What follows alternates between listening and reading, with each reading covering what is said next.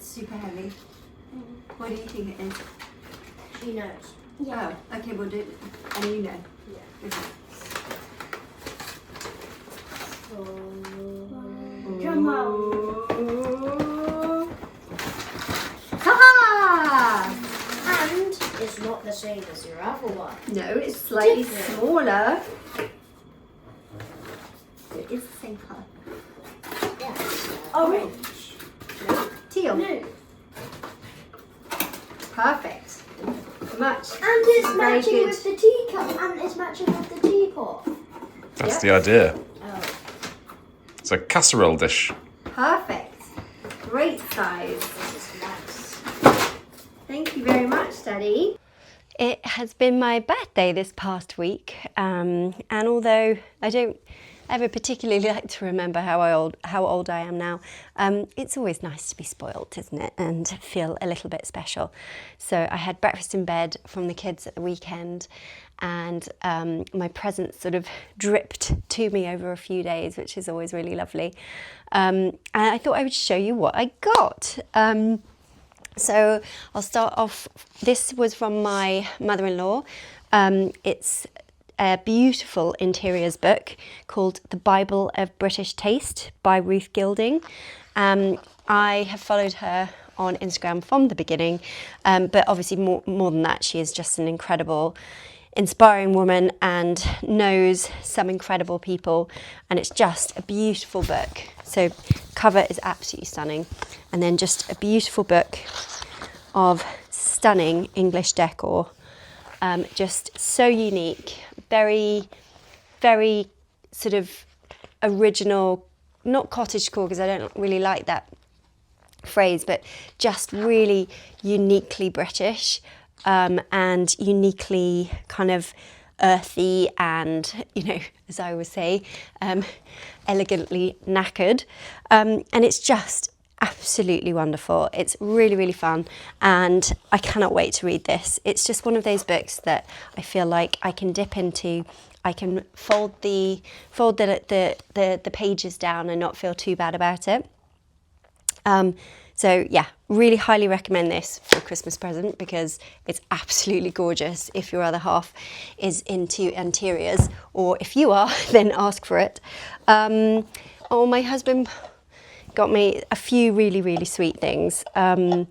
He got me, so I picked up this at a brocante ages ago, and I just love eating from it. I eat everything from it, and it can't go in the dishwasher, but I just love eating from it so much. And I have seen a few ones that are in the same set, but I've never actually managed to buy them myself. But this isn't in the same set, but my husband found this, which is so lovely, very, very thoughtful as a gift. So we've got his and hers now, that we can both have fancy plates and eat our food out of lovely antique plates. But it's also the shape that I love. It's this kind of like, it can be a plate, but it can be a bowl. It's so literally perfect. If I ever design a crockery range, this is what it would be like. It would be blue and floral, and it would be a bowl and a plate all in one. So amazing, lovely, lovely, thoughtful gift that he found for me. I've no idea where he found it. I would imagine somewhere like eBay. And then he bought me a casserole dish from Le Creuset. Yay! I have a ginormous one which I use all the time for soups and all sorts of other things. So super happy to have this in the blue and the sort of teal colour. Although I do really like the creamy white ones now, so maybe we'll get a mix of all the colours so we can do a bit of mix and match. But so useful, such a good size this. Yeah, just stir fries, stews, bolognese, perfect. Because the other one is like properly hefty and like this big, this depth. So it really is only good for like huge meals or big soups. So this is perfect for me. I'm very, very happy. My husband also got me this really, really lovely, it's a company called Pursuing the Past, and he's just printed out their findings, and he's basically looked into the findings of Mulberry House. Now, at the moment, they've only gone back to 1840, but it obviously goes back far beyond that. So there's some really interesting findings. I do want to go prior to this and see if we can find out any other local history, but there's some really sort of interesting sort of pieces of information. One is that it says that the this house was originally called Ravenswood Farm Cottages. So we think that this house was actually split into two, and that the labourers, the farm labourers, were living in this house as two cottages. 1910, it says occupier Mr. A. Rice. Doesn't say what he does, but it says he's the owner in 1910. And then in 1913, again, just property visible. So we're heading towards the First World War. And then in 1916, it says information regarding the whereabouts of unmentioned men who have failed to appear for military service will be welcomed by the recruiting officer, Borough Hall, Guildford. Information furnished will be treated as strictly confidential. The following name, which originally appeared in the above list, is withdrawn, and the whereabouts of the man concerned have now been notified. So he was found, but I wonder, was he a conscientious objector, or did he just need to work on the land for his mother and father? But David Dowling, 20, of Ravenswood Farm Cottage. So he was in the war in 1916. And then in 1919, we've got Bertha Fisher and Joseph Fisher. Then in 1921, we've got it down as Raven. So in 1919, it says Ravenswood Cottages. And then again, Ravenswood Cottages in 1921. Two households then, it names. 1, 4 rooms, William Joseph Fisher and Bertha Fisher, so same as 1919. And then number 2, so the second part of the property, Herbert Harry Coles and Mabel Frances Coles. And they are both listed as, one is a carter on the farm and one is a labourer on the farm. So very much working class people living in this house. And then we go to 1937, so just before the Second World War, a road tragedy happened. So the lady, Mrs. Lorna Gladys Mackenzie, she sadly died just down the road near the pub, and a driver ran her over and she died, which is obviously horrible. But again, interest. And then 1937, Hugh Mackenzie is a retired colonel in the house in 1937, but he would be in post-45.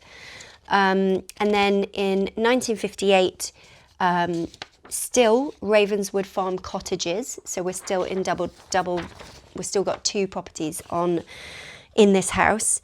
And then it stops there. So it's wonderful and really fascinating, but it leaves me with more questions not answered. So I'm looking forward to digging deep into that when I've got a little bit of time, which will probably be never. But fascinating. And please, if anyone knows anyone that used to live in this house or with those names, please let me know. That would be so fascinating to know more. Then my mother-in-law always buys me a subscription to House and Garden magazine, which is my favourite magazine, that and Country Life. I love this magazine. This one came with the list as well, which gives you just like the top people in their game in interiors and architectural design. And this is just a great magazine. Like, it's really great. It's not trying to pander to trends. It just features real people doing amazing things and really interesting properties. So a really, really lovely gift. So those were my main presents. So a great birthday all round. I wanted to show you this because this is a present that I got from my husband last month. All our birthdays are at this time of year because it has been so successful. I saw this when I was in up near Beatrix Potterland, and they had one of these, and it's just so fun. It's a giant matches box, and I don't know about you, but I like candles all the time, and I'm always lighting fires in the winter, and I'm always losing the bleeding matches. So it was so fun, and they are super long and come in like really fun colours. So good. So this has been a resounding success. Highly recommend. Really good, lovely little prezi that doesn't cost very much. Then this isn't for my birthday, but I thought I'd mention it because it's just arrived and it's very exciting. With my new locks, my new lovely long locks. Lydia has just released a new collaboration with Rehab. Lydia is someone who I think I sort of started following her and thinking, but Jesus, how do you do everything? How on earth are you so well put together and so beautiful and do all these amazing things? Great entrepreneur, you know, own all these animals. I know she works incredibly hard, and I also have to say she is one of the loveliest people in the industry. She is so kind to everyone. I'm super excited to try it. It went viral last time, so cannot wait to try it.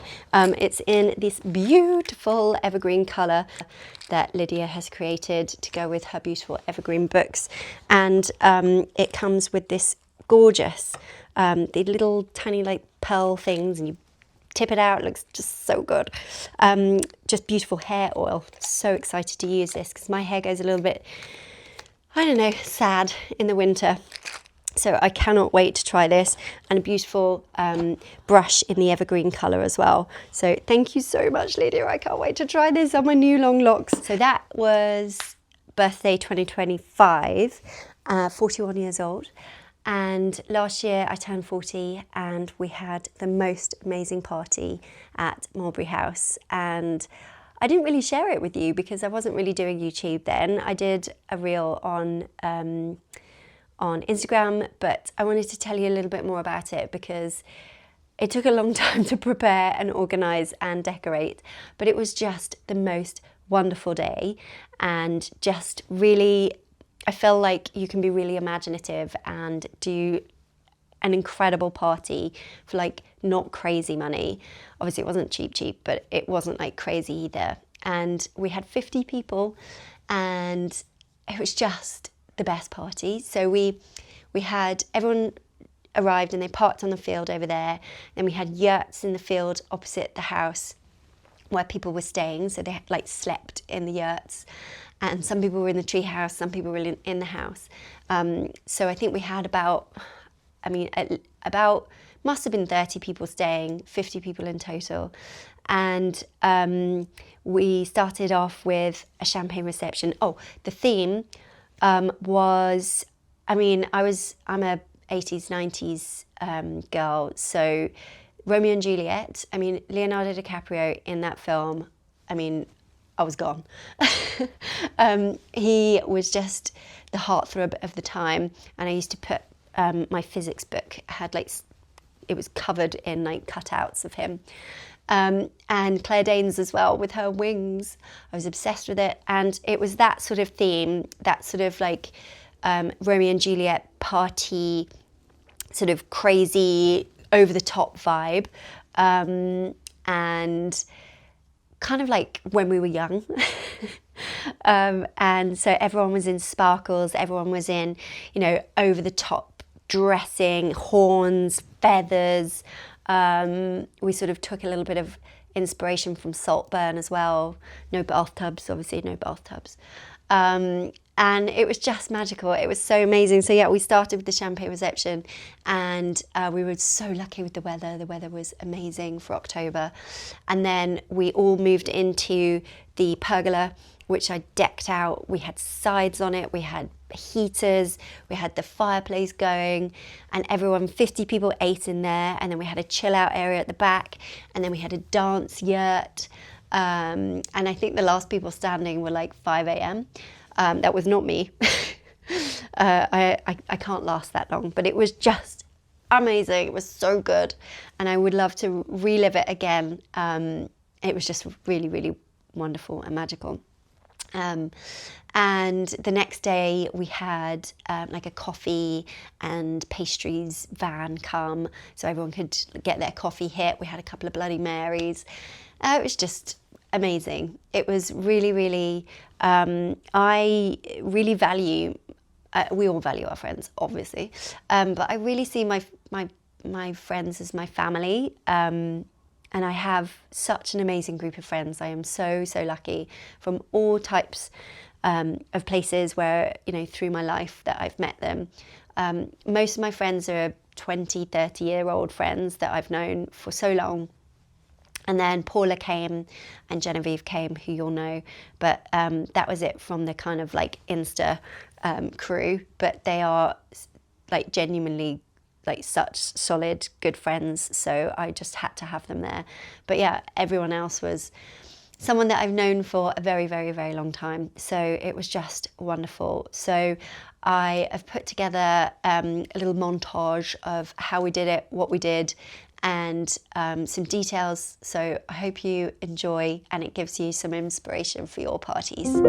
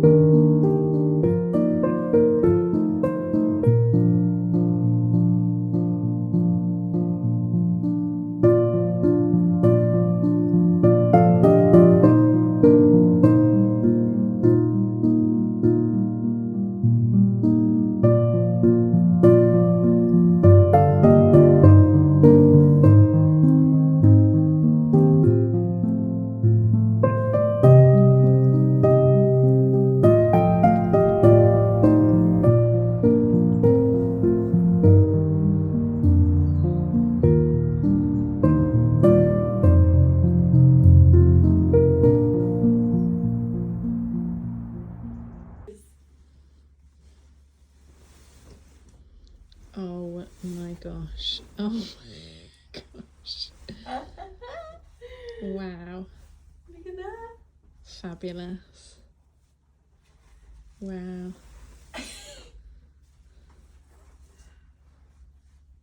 Got a corset thing on the back. Nice. How amazing is that? Yeah. And the colour is ruby, which is the 40th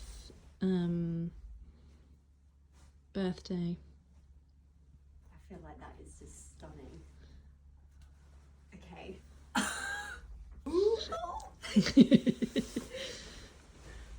Leah, why don't you wear 2 outfits? I mean, I could. Like, so many people in events do not wear just one. Look at this. Look at the boning on that. Oh, wow, yeah. Oh, stunning. Yeah, I love it. Really love it.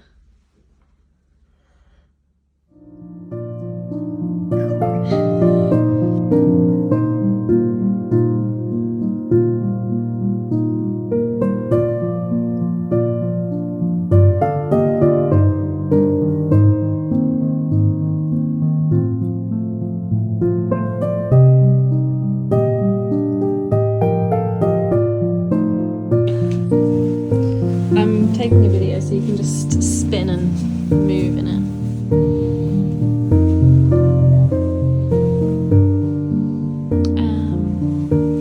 Take a seat as well.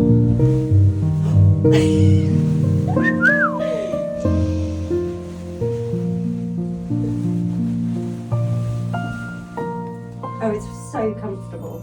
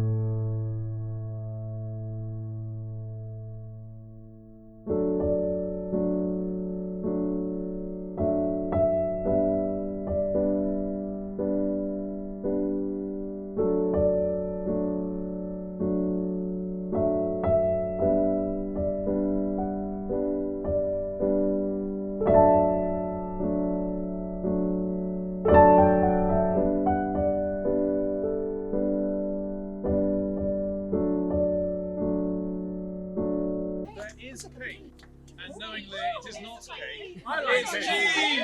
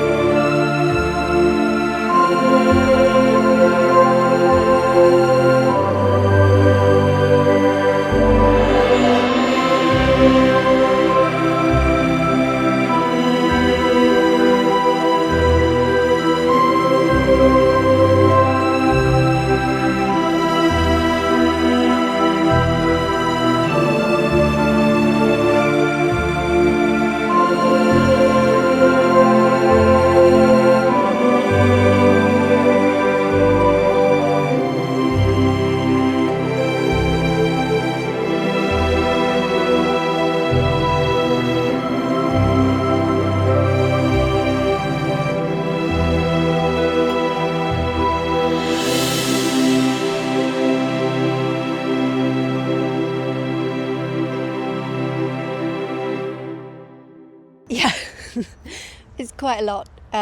We managed to get this up yesterday, and I have to say initially I was really flummoxed as to how we were going to do it because I couldn't drill into this beautiful stone.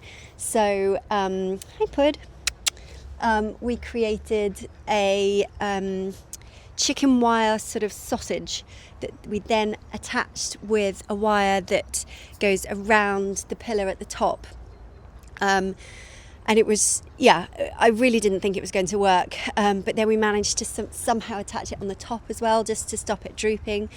And then once we started putting in the base, it was just like, okay, this is going to work. We know this is going to work. It just started coming together so well and so quickly. So I just thought I'd talk you through how we did it. Obviously, I've mentioned the chicken wire sausage, which you'll see in more detail in the video. But apart from that, and fixing it, that was the hardest bit. Everything else was just a joy and so much fun, and yeah, it was just absolutely brilliant. Really, really fun. So we started with you again. Well, here come the ducks. Hi ladies and gentlemen.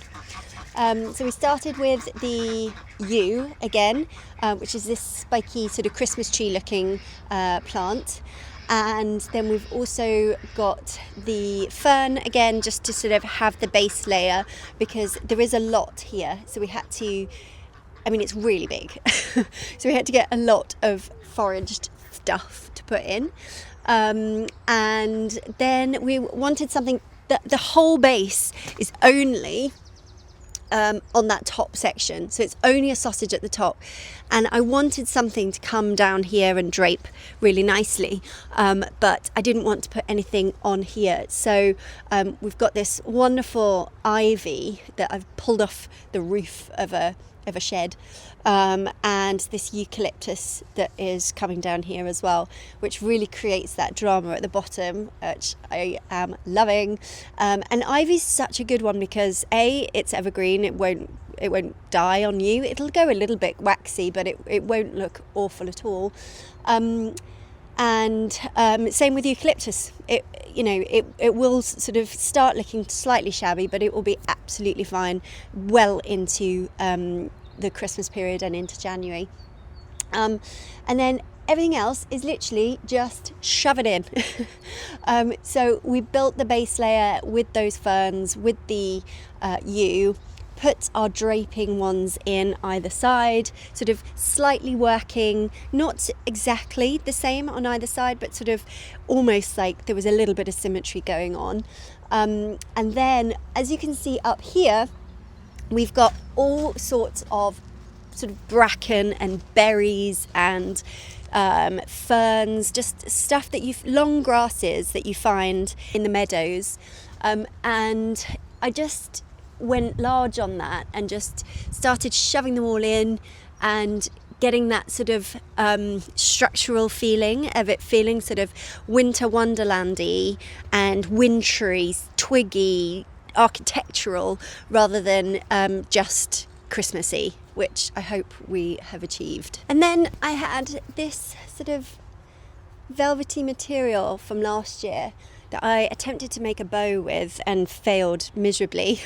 But I thought it was going to be too red. I prefer a muted red, more of a mulberry, for obvious reasons, in my red vocabulary. But actually, I think the pop of colour is absolutely brilliant, and you just can't deny it that it's Christmassy.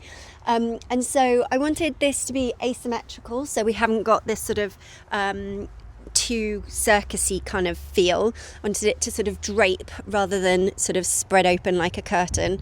So it's weighted to this side, and we've just used, I think there's 3 or 4 strands in here of material that was not expensive. I got from my local haberdashery, and then managed to tuck that into the chicken wire as well, which was a feat actually, because this didn't really want to sit nicely.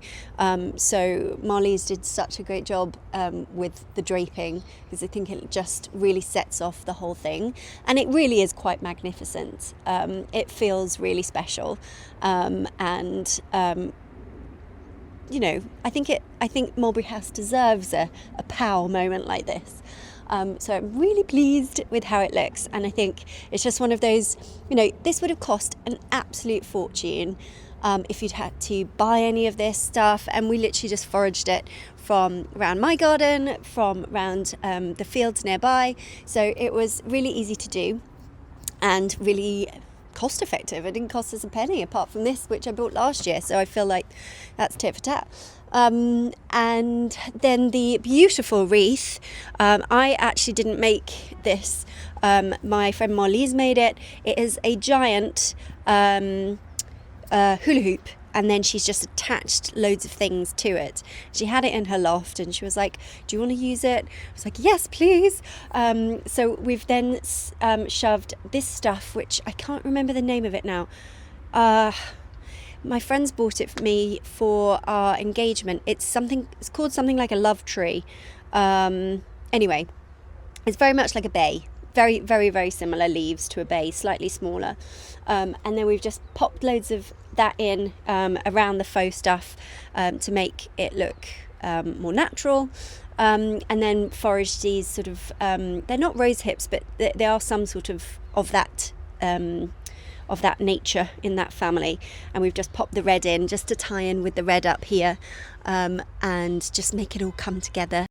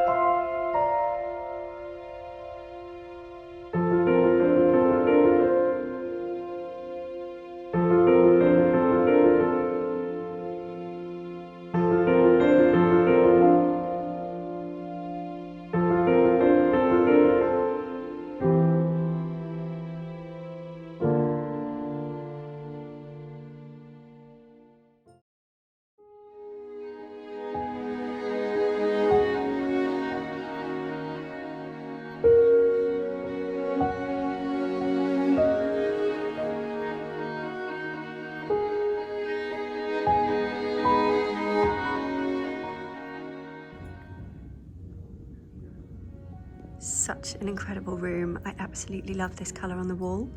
It's so warm. I think it's actually linen. Yeah, it's linen wallpaper. It's, oh, stunning. Sorry, no, it's actually fabric. Amazing.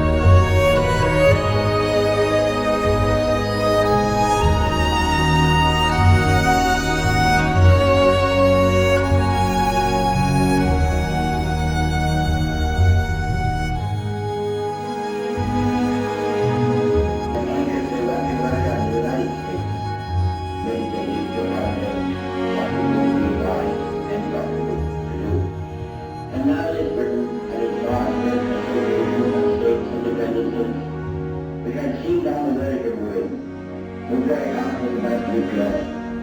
I've been for 15 months concentrating upon the work problem, 30 men. Good morning.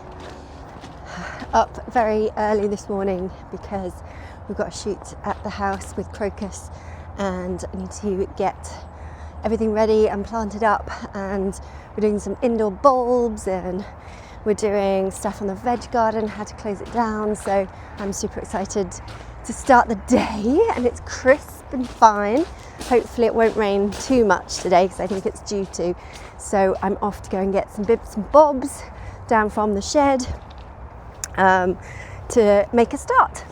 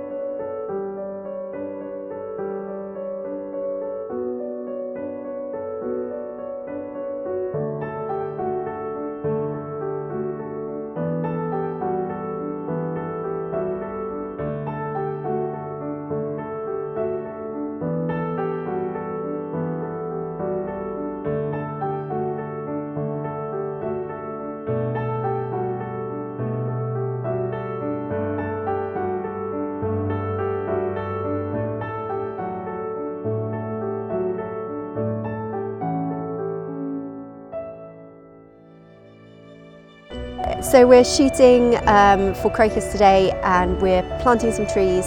So we're just working out which one is the best to film. And it is just such a glorious crisp morning, so we've been really blessed with the weather. So best ways to plant a tree, where to plant, we're talking about fruit trees here, and what you need and what space around it. So I'll be excited to learn some more. Come with me.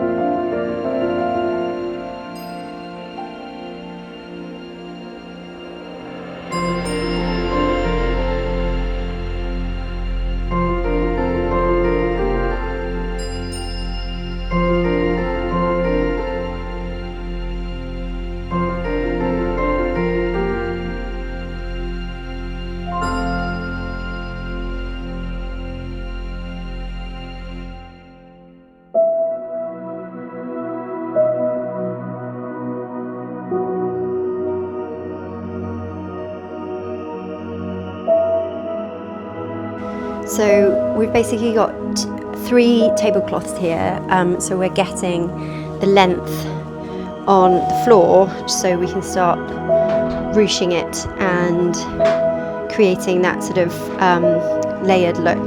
Woo! And then we've put the break there so we can cover that with the ruching. So hopefully this will work.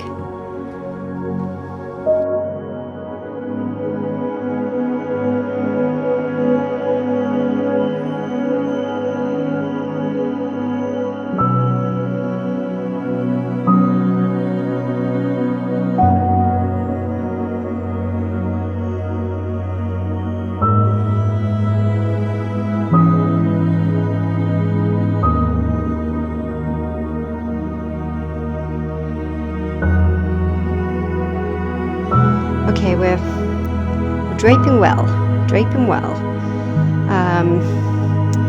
Need to get loads of faux foliage on it now, but it's looking pretty good.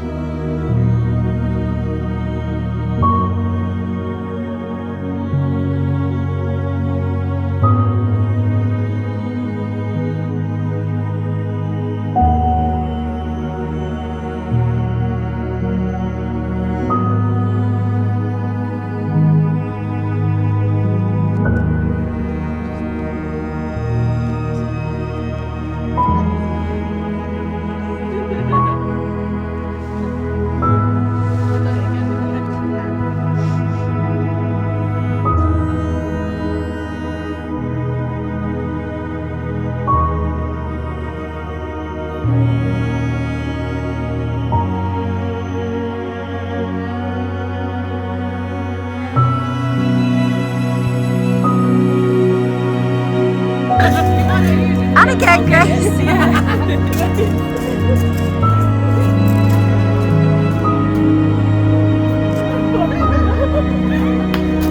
I made it.